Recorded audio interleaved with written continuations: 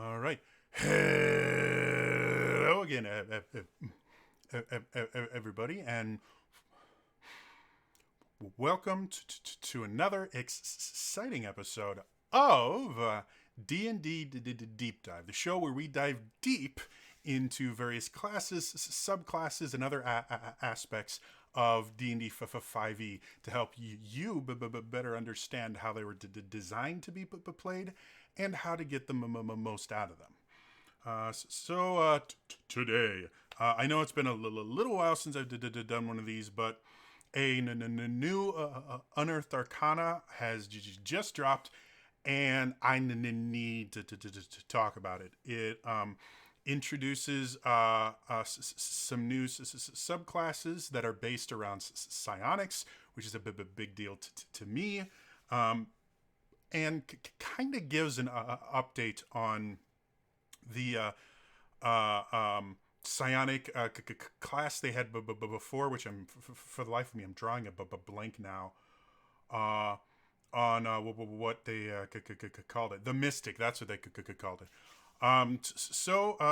Let's just jump into this. First things first. Psionics have their history.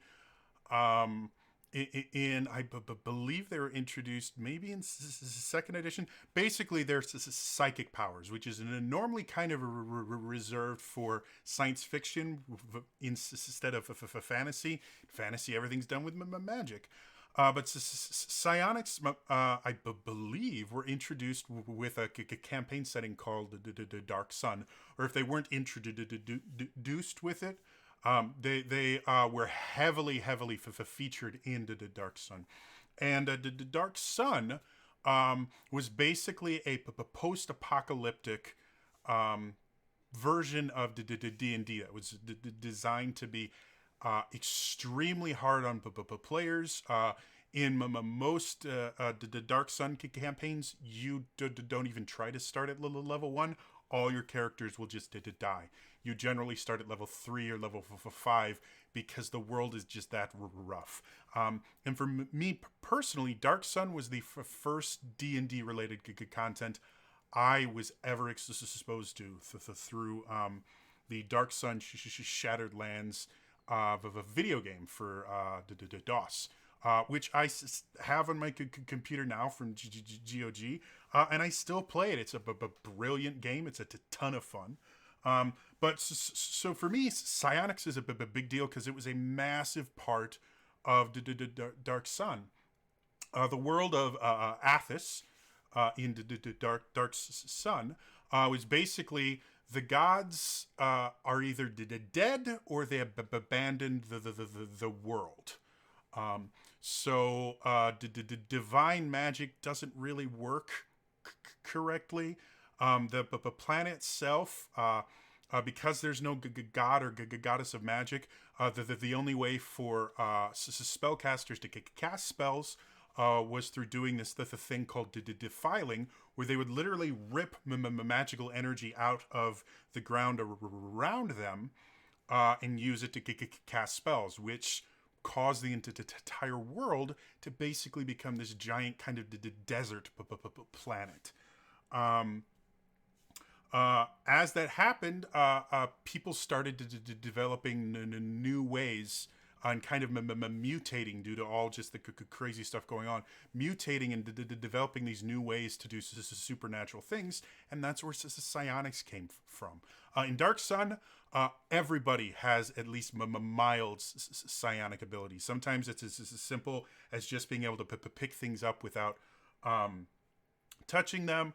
There are classes in Dark Sun, like this is a psionicist, who is basically a psionic caster. And so when they were starting to flirt with the idea of introducing psionics to 5th edition, I got excited because in order to bring the Dark Sun to 5th edition, you need psionics. It's such a huge part of the campaign setting, you can't really do it without. The Mystic was massively broken. I liked the idea, but too many of the systems that they built were either underwhelming or overwhelming. There really wasn't a good mixture in there to give a balanced approach. Everything just didn't work, which is kind of to be suspected because they were trying to create a brand new system of magic, basically. As much as they don't call it, remember, it's magic.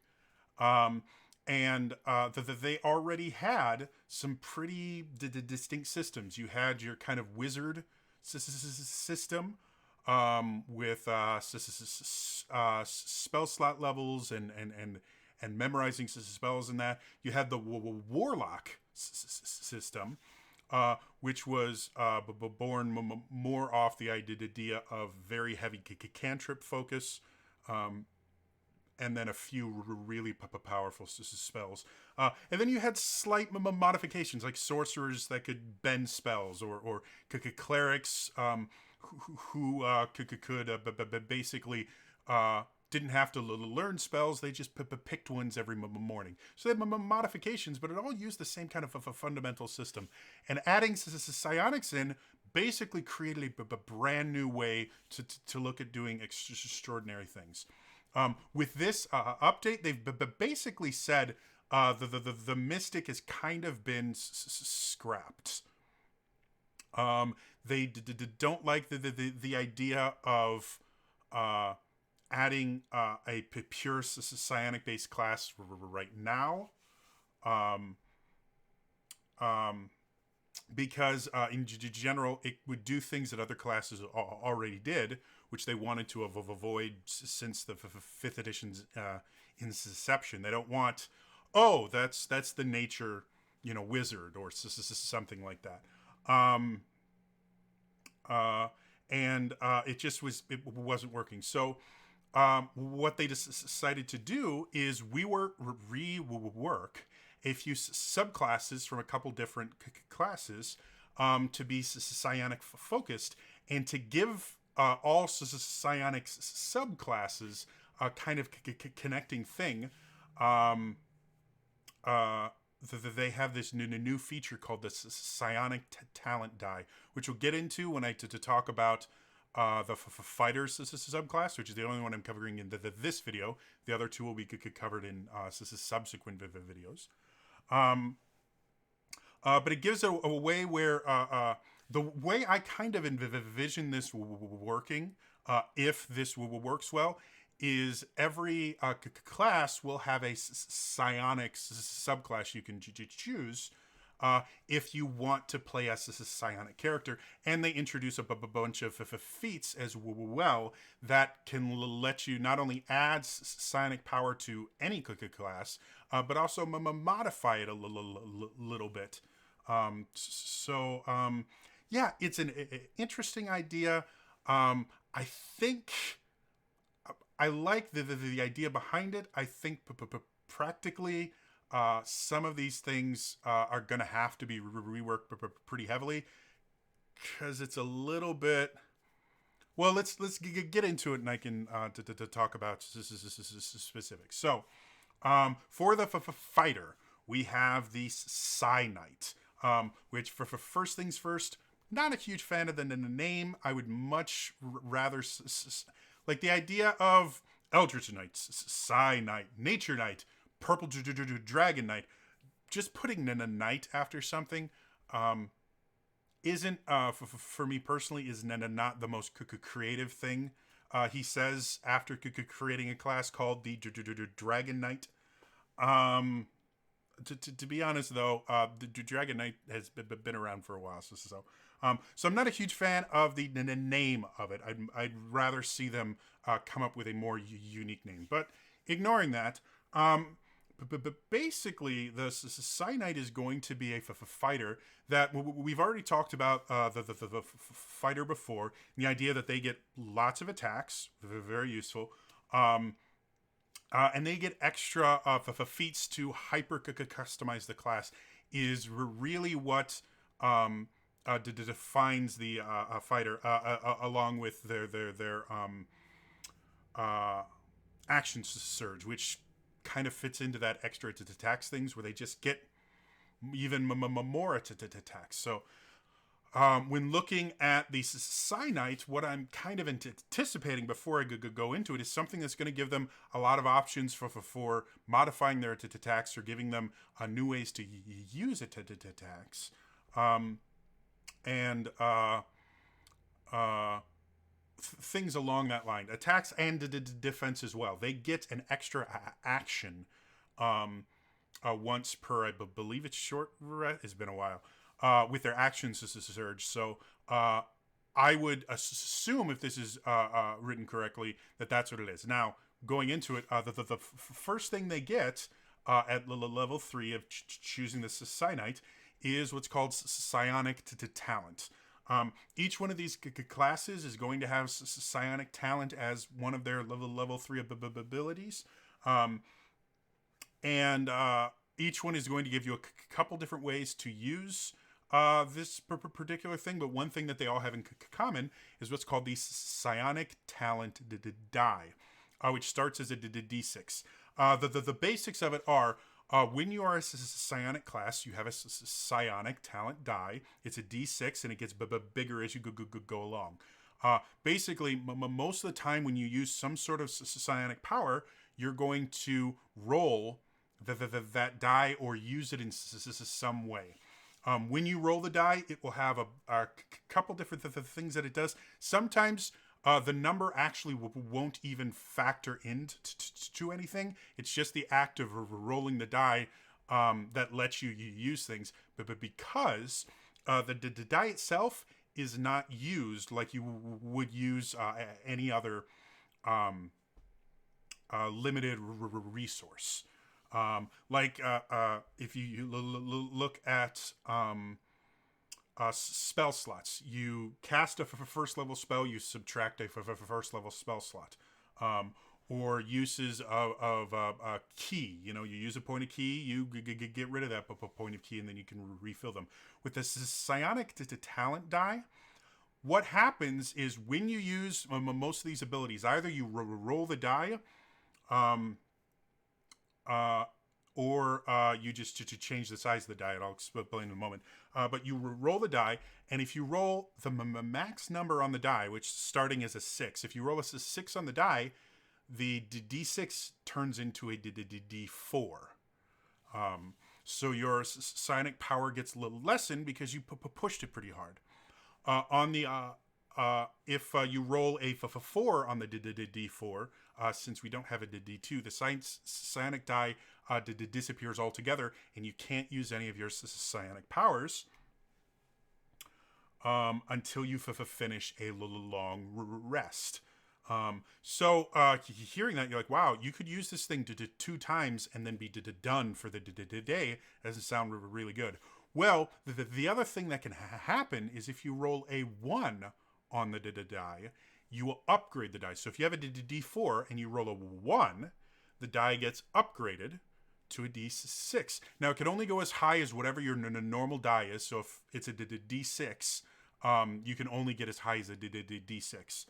But as you get higher, at 5th level, it turns into a D8. 11th level turns to a D10, and 17th level turns into a D12. So as you get higher, you get basically more chances to use your die. And because it only ever changes on the minimum and the maximum, the higher your die, the less chance you have of the die changing. The lower your die, the more chance you have of the die changing or going away. So with that kind of bounded probability, it really does create an interesting situation where low-level Psionics are probably going to be going through their die pretty quickly, because you have a little over a 16% chance of rolling a 6 on a D6, and you have a 25% chance of rolling a 4 on a D4. So Those are relatively high if you're using this every turn or something like that.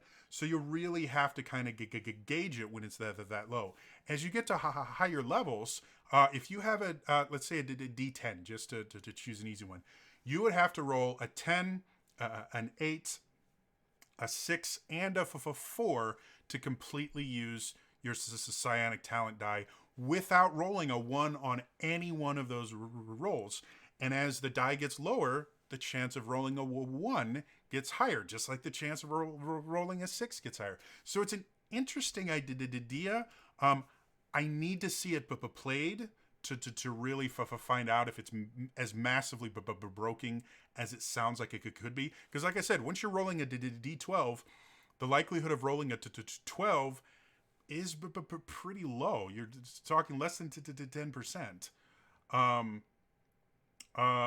The likelihood of somewhere within 5 dice rolling a 1 in there somewhere is pretty high. So by that point, you'd be level 17 by that point. But by that point, you really don't have any reason, from what I'm seeing, you really don't have any reason to not be using your psionic powers as often as possible, as opposed to, do I want to risk losing this die or not, kind of thing. So, like I said, I'll have to see how it's played before I make a final judgment. But that's the one thing about this that kind of makes me iffy on it. Let's talk about the Psionites specifically. So they do get psionic talent at the 3rd level, and they get the 3 things they can do. The first is called Protective Field. When you or another creature you can see within the 30 feet of you takes damage, you can use your reaction to roll your psionic talent die and reduce the damage taken by the number rolled plus your intelligence modifier. So for first things first, the Psionite is going to be intelligence based.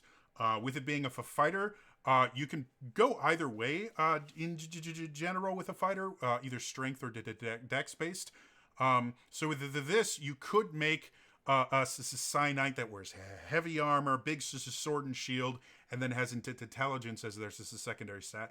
Or you could be a very nimble kind of 2-weapon, leather armor wielding Psionite, and have intelligence as your secondary stat that way, which I think is really cool because depending on how you play this, it could be interesting. And especially at low levels for Psionite, when you're rolling a D6, if you roll a 6 and let's say you have a 16 in your intelligence, which is not uncommon for the 3rd level character that's built adequately, you could reduce the damage by 9 points, which is a lot for a low level character. That might be the 3rd or quarter of your hit points. And you might take no damage from certain attacks. Now, that would cause the die to shrink, but if you roll off of a 5, you just get to keep it. So that's interesting, and it also allows you to protect other people that may be squishy.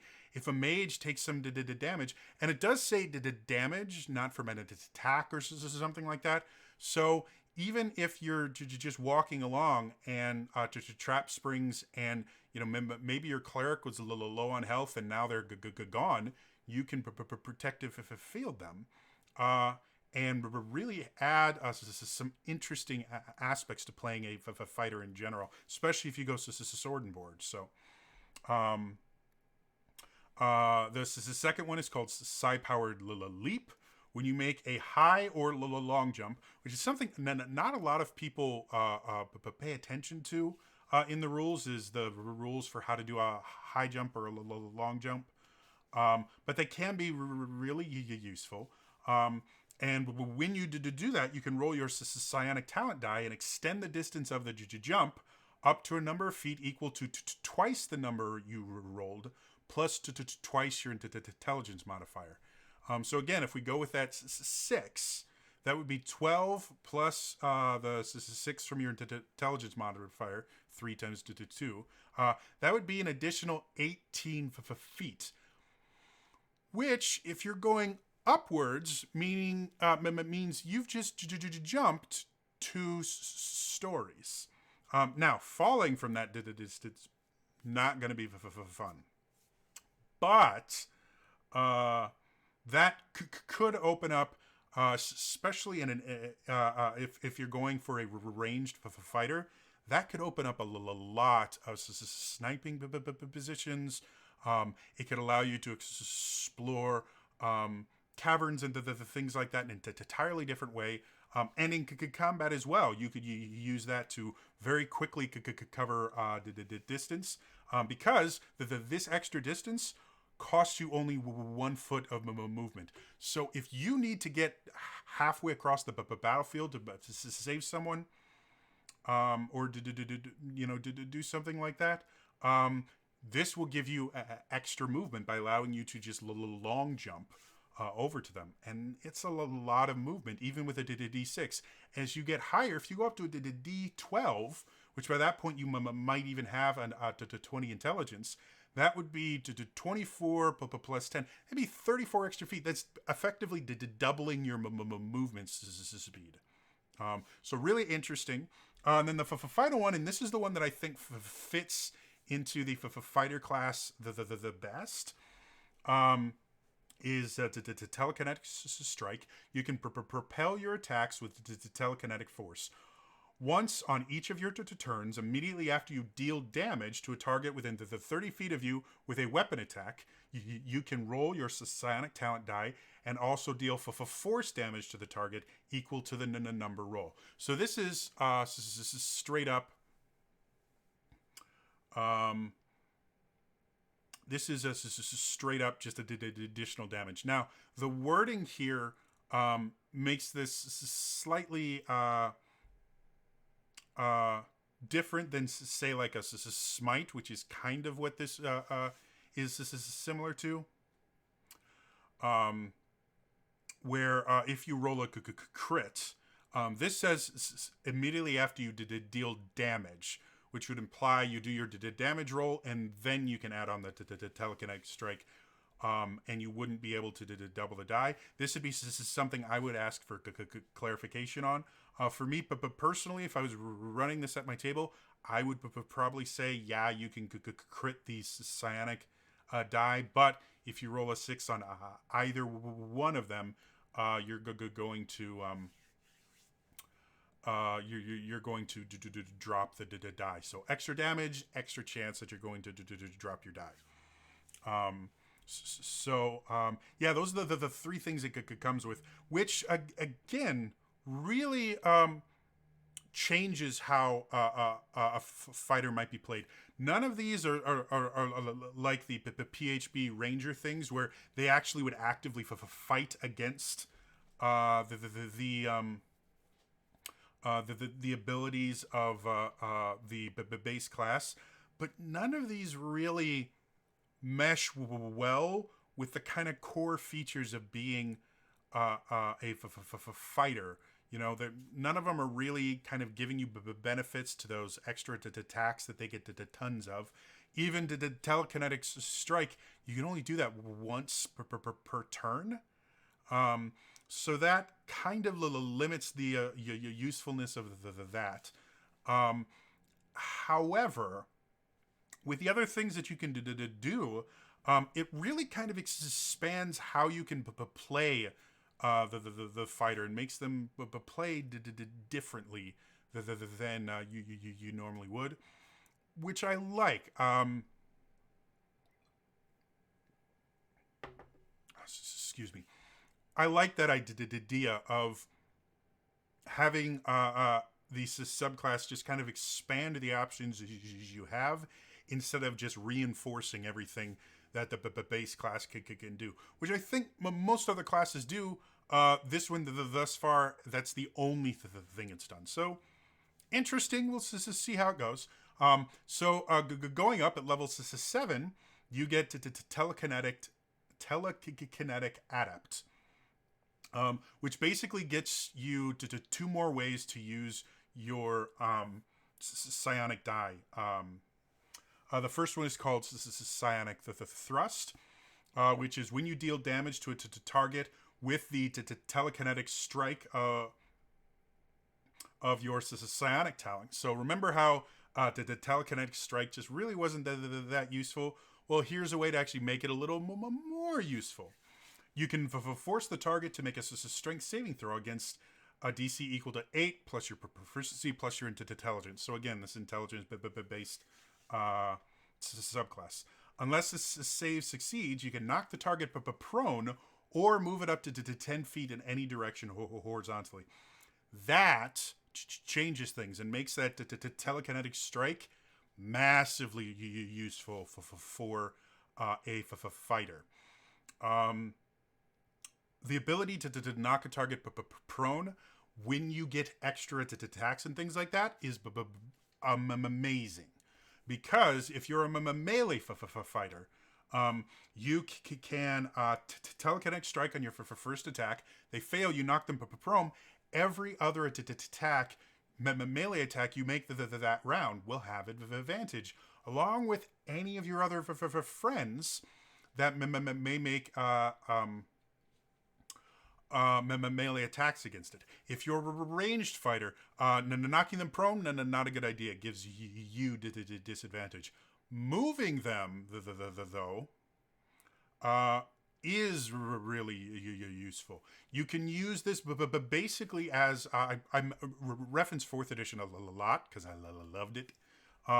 But basically, you can use this to turn your fighter into a controller where you shoot them. You can only do it once per turn, but you shoot them. You can move them horizontally. I mean, you're not just pushing them backwards. You're shifting them to the left or shifting them to the right to better position them in a place you want. And by circling around the target, you change what horizontal is. And it really gives you the ability to move bad guys wherever you need them. If you've got someone squishy with a guy right up on them, move them to the side of a few squares and let the guy run away. If you have a wizard getting ready to fire off a fireball, but it's not really getting enough people in line, move someone in, add another person to the fireball formation. Really, really useful when you think tactically about how to do this. And again, the prone thing is just super useful. Even if you're ranged, you can fire off and on your last shot, do your telekinetic strike and then knock them prone for everyone else. And prone also makes it so they have to waste half their movements standing up. So, yeah, really cool, really unique. This is the second thing you get. I just scrolled like the 3 pages. This is the second thing you get is what's called telekinetic movement. If your psionic talent die is available, you can move an object or a creature with your mind. I love this. As an action, you target one loose object that is large or smaller, or one willing creature other than yourself. If you can see the target and it's within the 30 feet, you can move it up to the 30 feet to an unoccupied space you can see. Alternatively, if it's a tiny object, you can move it to or from your hand. Either way, you can move the target horizontally, vertically, or both.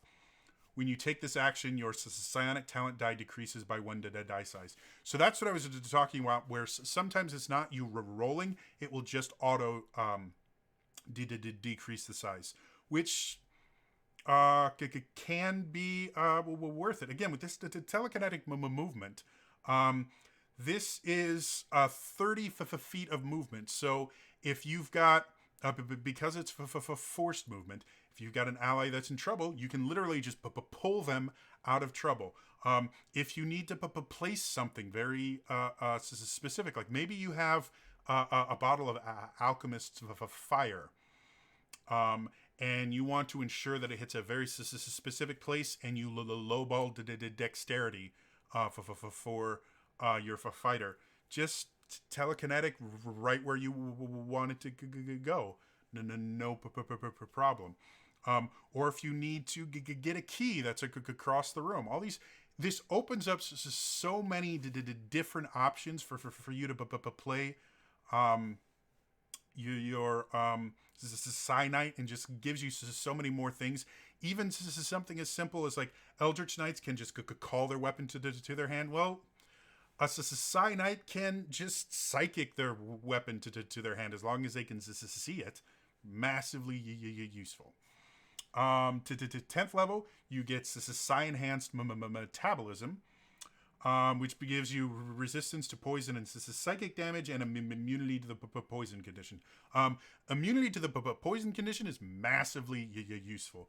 Again, I play a monk. They get immunity to poison and the poison to the damage and poison condition at level like 7 or 8. And I remember playing my monk where he got hit by, I think it was a Medusa or something big, hit him with like 30 poison damage, and I got to go, oh, I'm immune to poison. Or the things like green dragons, I fought a green dragon, a much higher level. He fired his poison breath, and I'm just like, la, da, da, da, da. And just completely ignored it. Because I'm immune to poison. So that's super useful. For the 15th level, you get Bulwark of Force, which is you can shield yourself and others with telekinetic force as a bonus action, which a lot of these has either been actions or reactions. You haven't had a bonus action except for one thing I'll talk about at the very end. So bonus action isn't nice. You can choose creatures, which can include you, that you can see within the 30 feet of you, up to a number of creatures equal to your intelligence modifier. Again, intelligence important. Each of the chosen creatures is protected by half cover for 1 minute or until you're incapacitated. Half cover does a lot of things. Probably this is simplest as it increases your armor class by 2. Which is a big deal. The ability to give everyone a +2 buff, which doesn't require concentration, is a huge deal. And again, can turn your fighter into your ultimate defensive person. If you have, like, my monk has, I think, a 20 or 21 AC normally. With this, that would bump his AC up to 23 and still allow him to just run around doing crazy monk shit. Even casters in that, going from a 15 to a 17 armor class is a big deal. So, once you use this feature, you can't do so again unless you finish a long rest, unless you decrease your psionic talent die by 1 die size to use this feature again. So again, this gives you another different way to use that die. You can use this bulwark once for free, then every time after that, you can reduce your die size, which if at 15th level, it's a D10. So this could be really interesting of, do we need the extra? Because if it's a D4, and you decide to use it again, your psionic die is done until you get a long rest. So yeah, pretty useful. The final thing they get at 18th level is called the Telekinetic Master. And it says your ability to move creatures and objects with your mind is matched by few. If your psionic talent die is available, you can cast the telekinesis spell requiring no components. Your spellcasting ability for this spell is intelligence. When you cast this spell, your psionic talent die decreases by 1 die size. So, telekinesis is a baller spell. It's a relatively high level one. I believe it's level 5, I want to say. I'm going to look it up very quickly here. Yeah, level 5. And yeah, it lets you do a lot of things. And I'm not going to go through all of them. But very useful. And again, it does mention that you can cast the telekinesis spell. So this would require concentration, unlike your bulwark of force. Yeah. Overall, really interesting class. Now, one thing I didn't mention in the beginning, because this is the one thing that I'm a little bit iffy, because this is actually part of the third level psionic talent feature. So at the third level, you get this thing called Psi Replenishment, which as a bonus action, so another bonus action, you can calm your mind for a moment and restore your psionic talent die to its starting size. You then can't use the Psi Replenishment again until you finish a long rest. Basically, once per long rest, you can use this bonus action to get your die back.